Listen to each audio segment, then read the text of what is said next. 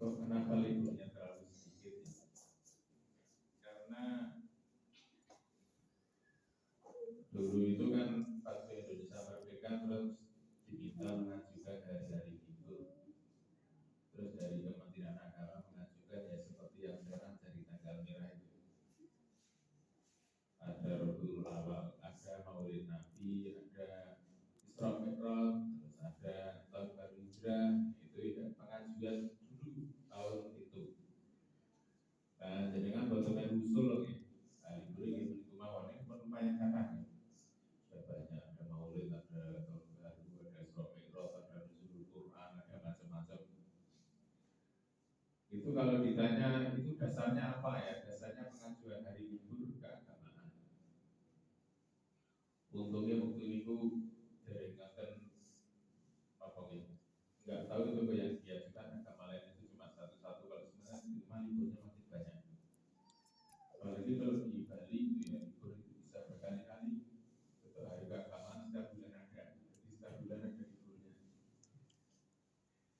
Nah ini 1 Muharram ini jadi tahun baru Hijriah. Nah sehingga dalam peristiwa hijrah seperti ini maka yang penting sekali bagi kita adalah melakukan muhasabah. Muhasabah itu bahasa Indonesianya wawas diri, bahasa Jawanya mawas diri. Artinya kita itu menghitung-hitung kembali. Nah, atau dalam istilah lain itu namanya introspeksi untuk interbahasa.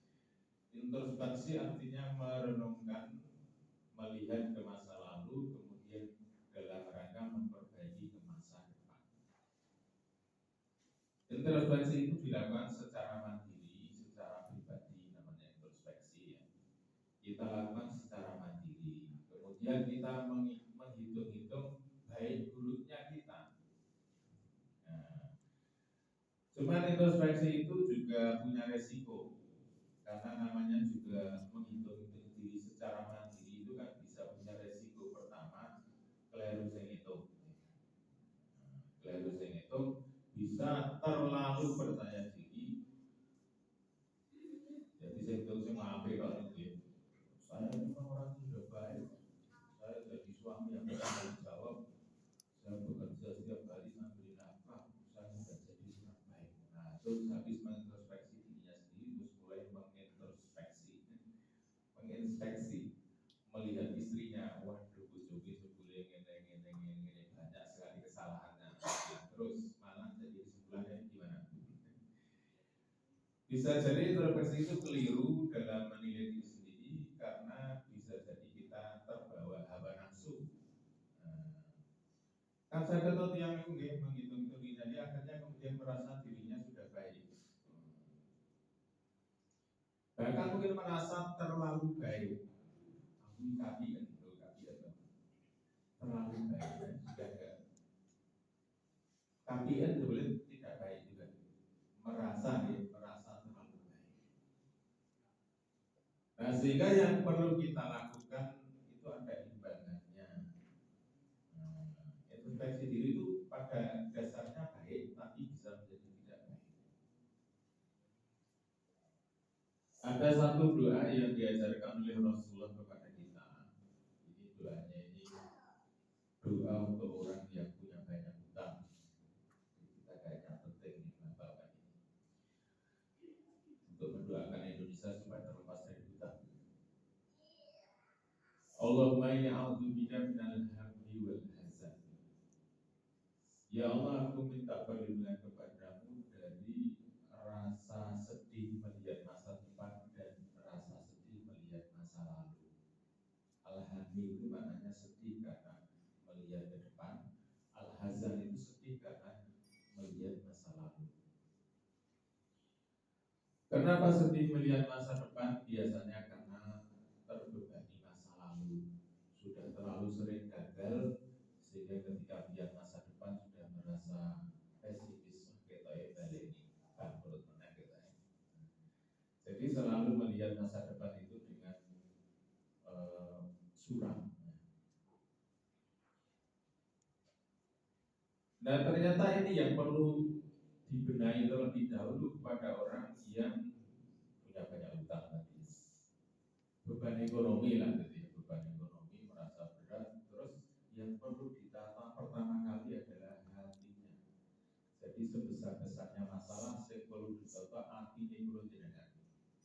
masalah itu akan bisa selesai. Tapi hati kita yang sudah terlanjur terluka inilah yang menjadi penghambat kita untuk maju. Ini penting bagi kita. Wong ati ini kula jenengan itu sajane padha kali kebutuhan yang kula jenengan dahar kali muncul. Kita butuh makan, butuh minum. Hati kita juga butuh makan, butuh minum. Kula jenengan nek misale disuguh panganan apa duwe kiriman apa nggih bar dikirimi nasi apa ingkung kebutuhan ngoten niku. Nah terus bar ngoten niku disedeleke terus digaluho mungkin sehari 2 hari. Bar ngoten niku terus dibaleni meleh, oh ya aku duwe ingkung durung dimakan. Nah terus gimana cara kita mengetahui ingkungnya masih enak dimakan dan tidak? Pripun Bu jenengan biasanya disawang apa diabu ya? Disawang nek metu berarti berarti seperti itu. Nek kalau diabu disambune sing tak sing duri ya berarti terus kan gitu. Lumayan iki tiket silap kan. Akeh sedino. Nah biasanya ya irunge kula jenengan boten kleru. Ngarani barang bosok kali barang apik itu saged kangge irunge jenengan. Kan boten ate kleru nggih. Bedake batang kali boten nggih saged. Bedake nasi mambu kali boten, basi kali boten. Caranya itu kok jadi ambu. Insya Allah irunge kula jenengan boten ate kualik. Ini wis mambu kok terus. Ora iki senak iki diambu lho kok gesek. Coba nek jenengan pilek. Jadi irunge kula jenengan saged bedake antara barang apik kali barang elek. Dan hati kita juga sama. Punya kemampuan yang sama membedakan ini baik atau buruk. Ini syaratnya hati ini kalau dengan normal boten pilek. Nah hati itu membutuhkan asupan makanan kados dene kula jenengan dahar. Niku kan di abu-abu niku enak. Nah terus kemudian kita makan dan kita pasti akan memilih makanan sing apik-apik. Nah, kalau sudah tahu basi tidak akan kita makan. Nah hati kita itu butuh diisi dengan makanan hati yang baik. Makanan hati yang baik. Supaya kita itu juga menjadi orang yang baik. Sehingga kalau kita ingin menyelesaikan masalah yang pertama kita atur adalah hati kita, masalah itu bisa selesai. Nah, tapi kadang-kadang buat selesai. Nah, selesainya masalah itulah kemudian kita punya bekal dalam diri kita, dalam hati kita ridho. Oke, berikut sakit ya, dipun pahami gitu. Insyaallah. Ini memang ingat tadi ini untuk sulit. Boleh sama si Inom ya akal di keadaan ingat tadi akal. Sama si Inom di keadaan ini sing jenenge iman pada takdir itu akal banget. Pokoknya dari usaha berhasil. Pada sebuah sadar ya, oh iya, sebelum gue betul ridho kepada takdir. Jadi introspeksi diri itu penting bagi kita, tapi jangan sampai membebani diri kita.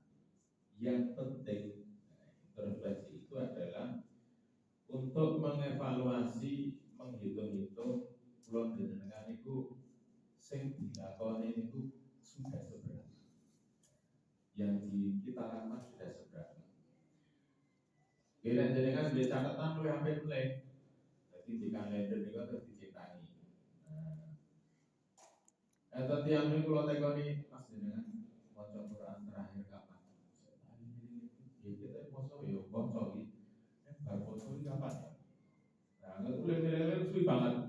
Perbataan suwinya mboten nate kemek Quran. Tidak pernah membaca Quran selama berbulan-bulan. Padahal kepinginnya nggih maca Quran, tapi karena sudah lewat. Kayaknya lagi pinginannya kurang maca Quran harus beliau sekitar sasi. Itu apa ya kalau jadikan evaluasi tiap seminggu ini kira-kira umpamanya jenengan jadwal ping telu nggih dicitani dinane napa mawon. Itu penting. Sehingga kita mengalokasikan waktu dengan baik. Luwih parah meneh ditekoni jenengan soal zamane masjid kapan ya? Kapan ya? Kaya sulit banget ya. Saking suwe ngaran masjid dibangun orang. Jadi kita memang perlu. Jadi antara perasaan dengan hitungan itu beda. Ya, istilahnya rasa-rasanya kita ya sering lakoni apik nih kok dianggap elek. Nah, niku kula dalil lakoni apik ping pira? Oke, kumat-kumatan. Di kumate iki kumat apik apa kumat elek? Betul koncone harus dituruni kan. Itu orang biasanya itu lagi kumat kok itu. Lagi kumat apik. Apa malah kuwale? Kumat elek itu mesti mendingan. Kalau elek. Jadi hitungan secara angka kuantitatif lah istilahnya kuantitatif hitungan secara angka itu penting. Kalau jenengan bis studionya di ping pira kalau jenengan kadang-kadang wis belajar ora krasa. Orang betul anakmu gede betul. Nah, sampai orang ini 10 tahun orang krasa orang tahu dicintai. Jadi kita seringkali merasa sudah melakukan tapi belum hanya karena hitungan perasaan kita. Termasuk kalau jenengan itu rumah tangga sampai aku kan tujuh orang itu sampai sampai terus jadi pria idaman. Orang sebutnya penilaian dari anak dan istri itu berbeda. Nah itulah yang disebut dengan ekstrospeksi penilaian dari orang lain. Nah itu penting. Jadi penilaian dari orang lain itu penting karena keterbatasan kita. Allah Subhanahu wa taala paring dawuh dumateng kula panjenengan ya ayyuhalladzina amanu ittaqullaha wa tanzur nafsum ma qaddamat lighad. Wahai orang-orang yang beriman bertakwalah kepada Allah, hendaklah setiap diri memperhatikan apa yang sudah dilakukannya untuk menghadapi hari esok. Wattaqullah dan bertakwalah kepada Allah, innallaha khabirun bima ta'malun.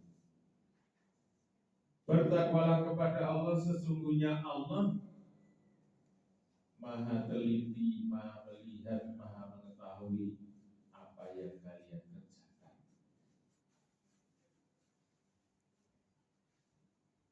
Rasulullah Shallallahu Alaihi Wasallam paling dawuh dumateng panjenengan jamaah masjid Mustaqbilin mungkin bapak ibu jenengan itu pesan saking kanjeng Nabi. Al-Kaisu mandana nasahu wa amila lima ba'dal maut. Orang yang cerdas itu adalah orang yang mampu memanage dirinya, mampu mengendalikan nafsunya dan berbuat untuk keperluan kehidupan setelah mati. Itu nggak ada orang cerdas. Orang cerdas itu bisa mengendalikan dirinya, menjaga nafsunya. Kalau jenengan itu kepinginan apik, kepinginan elek, punya iri hati, punya rasa sayang, punya rasa benci, punya rasa perasaan hati kita itu bermacam-macam. Artinya perlu jangan istimewa. Kita punya keinginan baik, juga punya keinginan buruk. Jiwa kita itu bisa kita atur, kita tata. Sehingga dalam segala hal saja perlu jangan itu sakit ditonton, bisa bermanfaat. Wong iri hati, itu kan sifat buruk. Dan setiap manusia punya sifat buruk, iri hati. Itu kawan bayi iri hati itu kawan bayi. Tapi sebagai seorang yang beriman, kita bisa manfaatkan iri hati itu untuk menguatkan diri kita, menambah semangat. Jadi iri hati yang sifat bawaan itu kita tata, kita kendalikan, kita atur. Contohnya dia dan uang itu kecewa, pokoknya kecewa lah, merasa dikecewakan terus semakin rasa turun.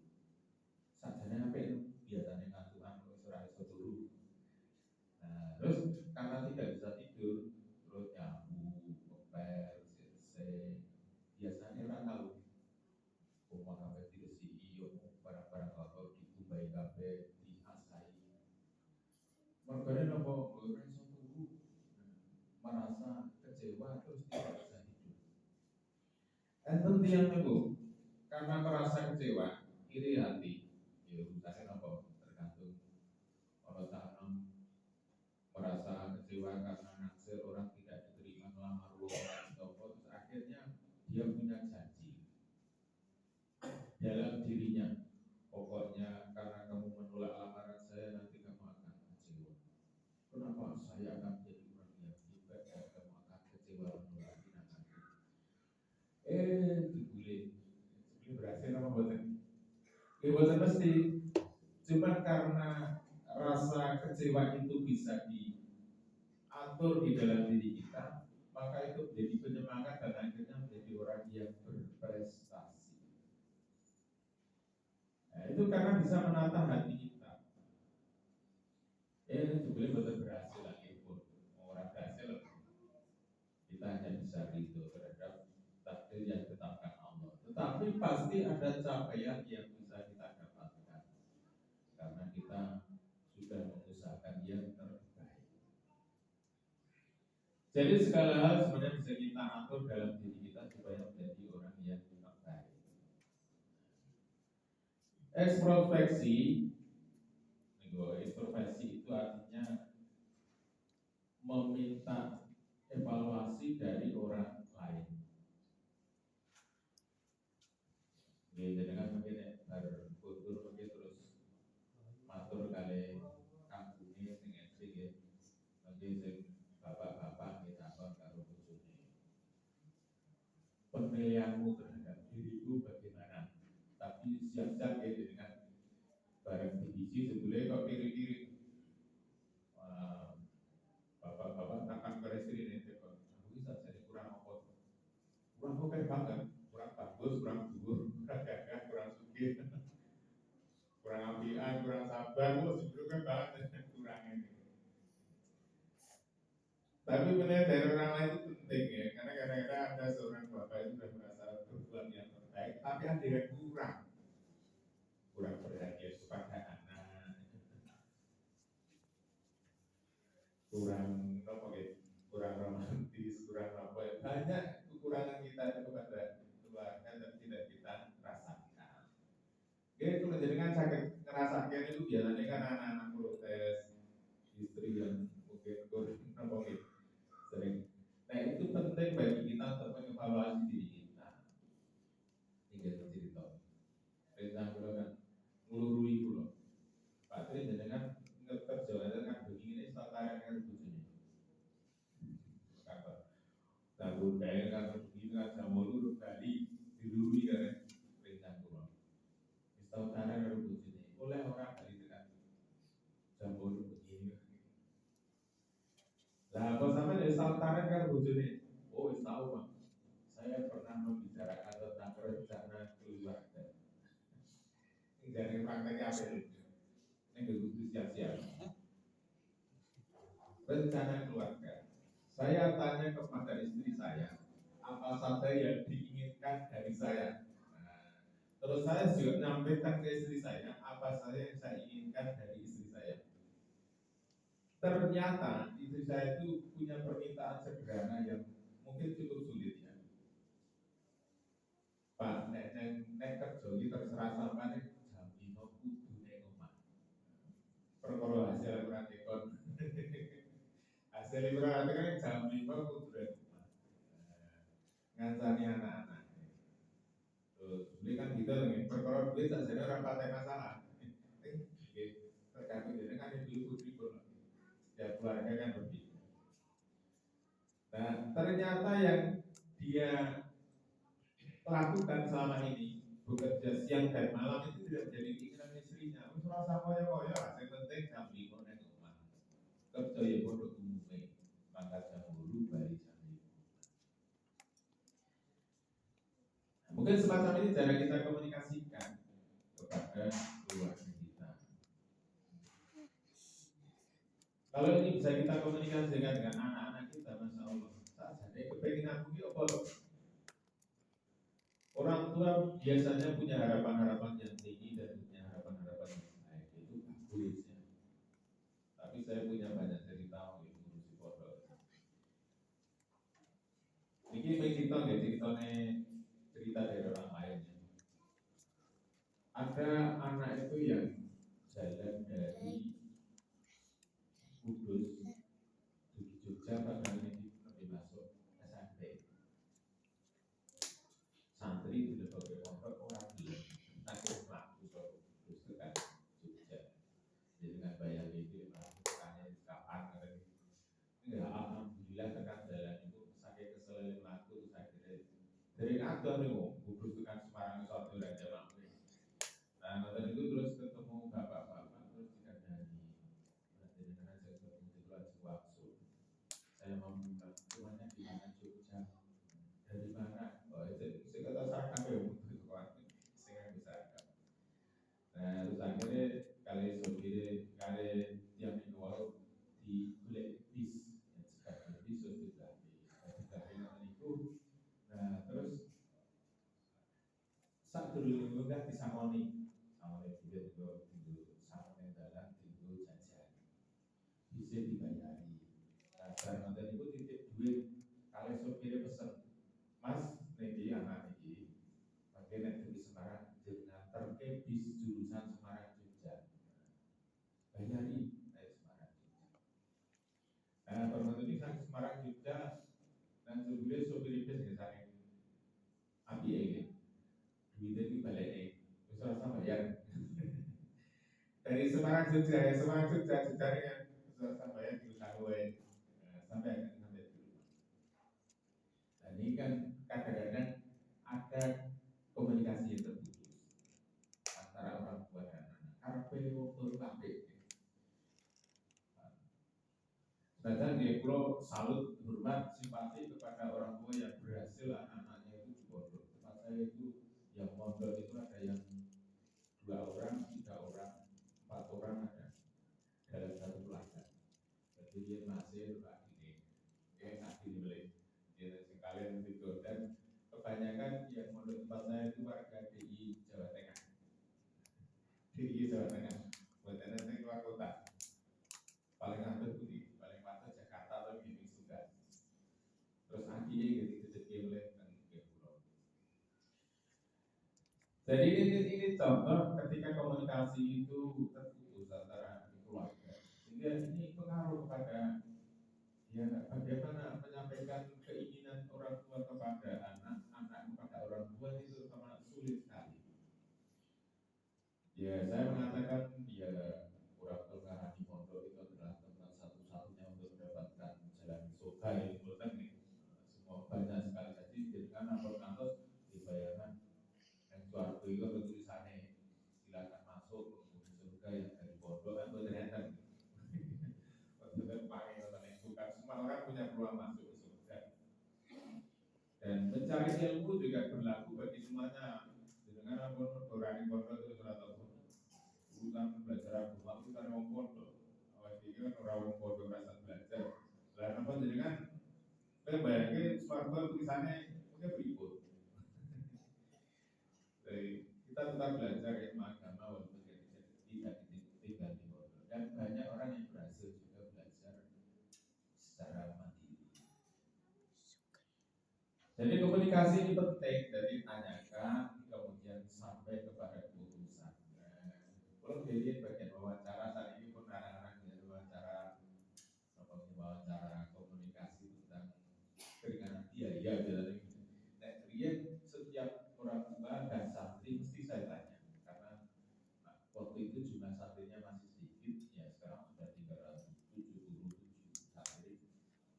Waktu itu kalau orang tua dan anak mesti saya tanya putranya ya, ini mau masuk pondok karena keinginanmu apa keinginan orang tua? Dikonfirmasi ditanya. Nah, sudah lihat belum, sudah tahu belum di pondok itu mau ngapain? Jelas, tanya dulu. Sehingga nanti ada kepastian. Ini mau pondoknya itu karena keinginan siapa? Kalau memang merasa terpaksa harus ditata lagi motivasi dari semangatnya. Nah, karena kalau keinginan satu pihak itu biasanya sendiri ada masalah.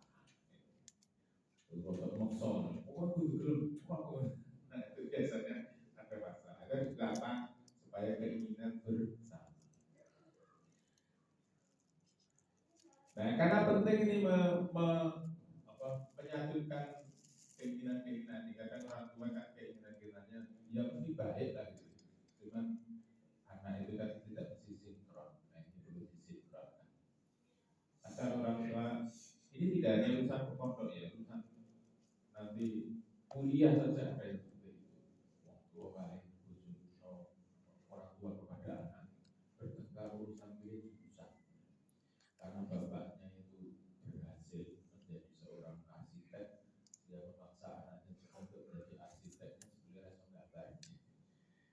Nah, ini jadi masalah nantinya. Jadi masing-masing orang itu punya passion yang berbeda. Nah, kemudian mengevaluasi diri kita dari orang lain kalau nanti orang-orang yang terdekat. Nah, yang kedua, evaluasi itu perlu kita dapatkan dari orang yang berpengalaman dan orang yang berilmu. Ini penting. Ilmu saja tidak cukup, butuh pengalaman. Itu tujuan untuk kemajuan tua begitu.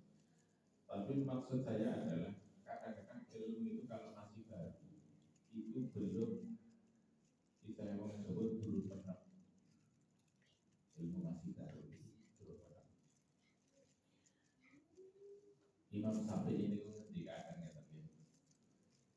orang yang belajar ilmu yang pertama dia dapatkan adalah kesombongan. Kemudian dia semakin belajar lagi yang dia dapatkan adalah rendah hati. Dan kemudian kalau dia belajar lebih dalam lagi, dia akan mengatakan saya tidak tahu apa-apa.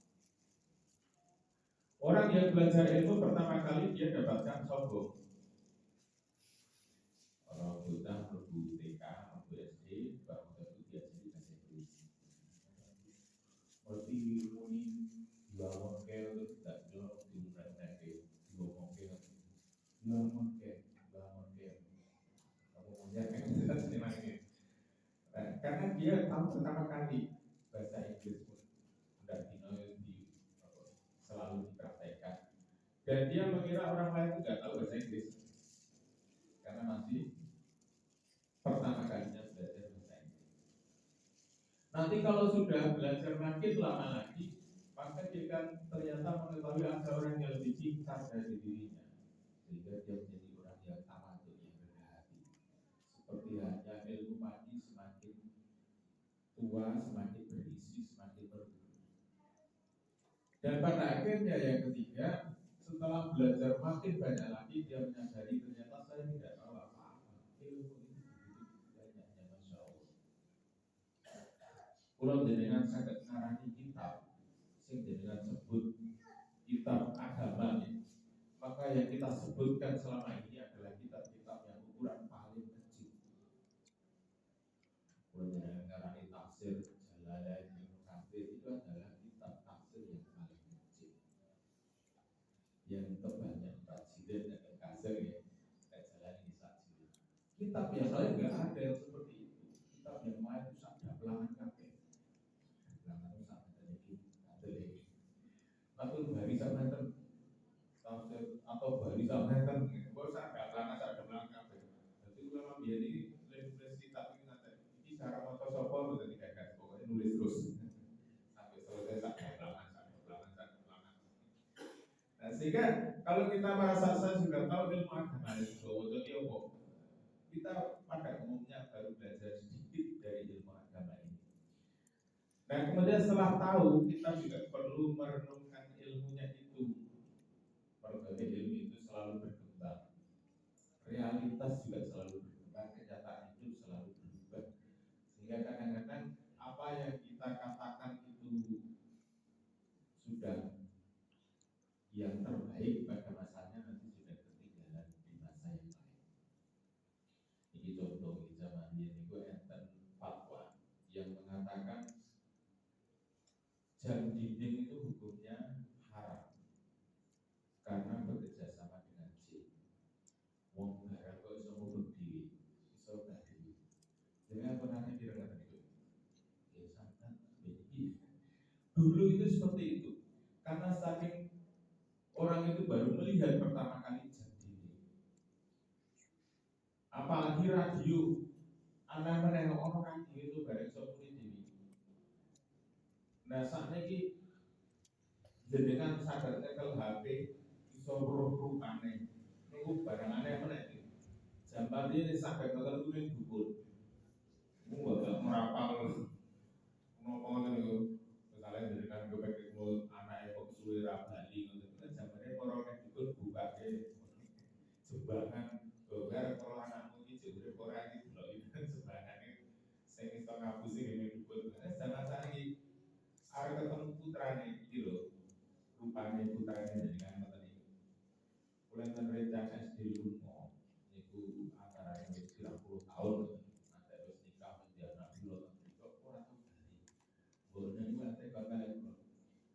Mas jenengan niku ngertos kula ngertos anak kula niku boten kok kula dianggep dukun ya.